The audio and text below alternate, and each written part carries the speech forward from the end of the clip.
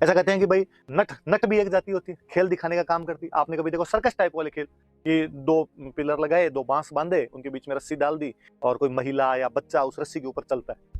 मतलब बड़ा कंसंट्रेशन का खेल है, पूरा उस पर ध्यान रखना पड़ता है, आप गिर सकते हो, पर वो लोग करते हैं सब, उनका परंपरागत पैसा है, वो अपने अपने ट्रेडिशनल तरीके से करते आ रहे हैं आज दिन तक। तो ऐसे एक बार कोई एक नट था, मेवाड़ के राजा के दरबार में आया और उसने राजा को, और पहले राजा महाराजा ऐसे खेल देखना पसंद किया करते, और उसने कहा कि साहब मैं नट हूं और मैं रस्सी वाला खेल दिखाता। राजा ने कहा कौन सी बड़ी बात है, सारे नट रस्सी वाला खेल दिखाते। उसने कहा नहीं साहब मैं थोड़ा अच्छा दिखाता। क्या अच्छा करता है? उसने कहा मेरी जो नटनी है, नट की वाइफ होगी नटनी हो गई, मेरी जो नटनी है वो पिछोला क्रॉस कर सकती। राजा ने कहा सुबह सुबह मैं ही मिला तेरे को, पिछोला तुझे पता तो है कितनी लंबी है, ये ठेठ इधर से उधर तक पड़ी, कैसे क्रॉस कर जाएगी? उसने कहा आप देख। और कहते हैं कि एक राजा ने घोषणा करवाई साहब इतने दिन बाद में ऐसे ऐसे नट की जो वाइफ है नटनी है वो पिछोला क्रॉस करेगी, सारे देखने के लिए आमंत्रित हो। तो नट ने कहा साहब मैं दिखा दूं पिछोला क्रॉस कर जाए तो क्या मिलेगा? राजा जी रो के अंदर थे। राजा ने कहा यदि पूरा क्रॉस कर जाए ना तो आधा मेवाड़ दिया, आधा राज्य दे दूंगा इनाम में।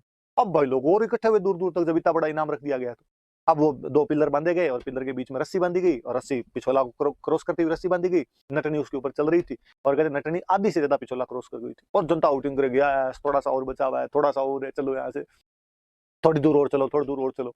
और सब राजा केवल एक गुमसुम बैठा, बाकी राजा के मंत्री मंत्री जनता सब खुश हो। पर राजा को जैसे जैसे नटनी आगे बढ़ा, राजा को लगे अब गए, अब ये आधा मेवाड़ गया, आधा मेवाड़ गया। राजा ने अपने आस पड़ोस में देखा कि यार सारे मंत्री बेटे बड़े राजी हो रहे हैं। उसने मंत्रियों को कहा तुम किस बात के खुश हो रहे हो रे? मैं यदि आधा मेवाड़ दूंगा तो मैं आधे स्टेट का राजा, मैं आधे स्टेट का राजा, तो मंत्री भी आधे ही होंगे, तुम कहीं जाओगे घर पे, मेरी शक्तियां घटेगी तुम्हारी शक्तियां भी घटेगी। उनको हाँ हाँ सर ये तो सोचा ही नहीं था हमने तो क्या किया जाएगा? इस नटने को रोको।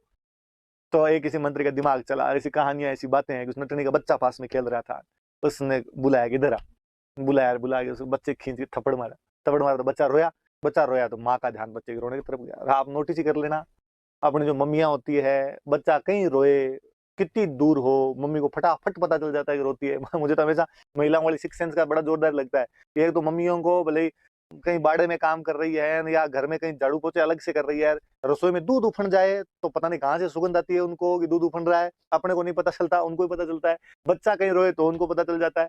और बेचारी नटनी को जैसे ही वो आवाज सुनी बच्चा रो रहा है, उसका ध्यान बच्चे की तरफ गया, कंसंट्रेशन का खेल है, नटनी उसके अंदर गिर गई बेचारी पिछोला।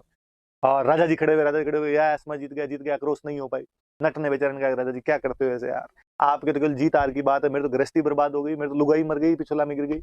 और राजा जी ने कहा तू चिंता मत कर, इस नटनी का चबूतरा बनवा देंगे, यहाँ पे एक प्लेटफॉर्म बनवा देंगे बाहर, और चबूतरा होगा और तुम आ जाना वहां पे, उसको नटनी का चबूतरा ही कहेंगे। तो कहते हैं उस नटनी के हाथ में यहाँ पे चबूतरा बनाया गया। तो अपने याद रखने वाले